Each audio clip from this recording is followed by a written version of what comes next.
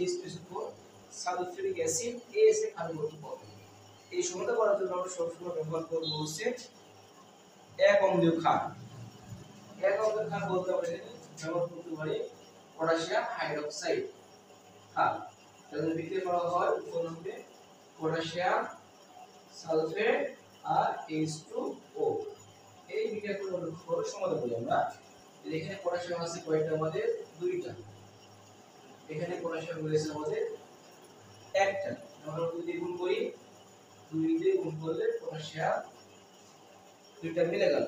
এবার H দেখো করো, H হইছে এখানে আমাদের দুইটা আর এখানে রয়েছে দুইটা চারটা, এখানে উপর H আছে আমাদের দুইটা।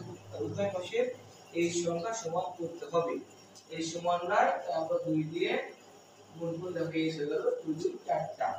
অক্সিজেন এখানে দেখো 2 কে 2 2 কে 2, সালফেট এখানে একটা আছে, এখানে সালফেট একটা আছে। তাহলে বিক্রিয়াটা সমতা হয়ে গেছে।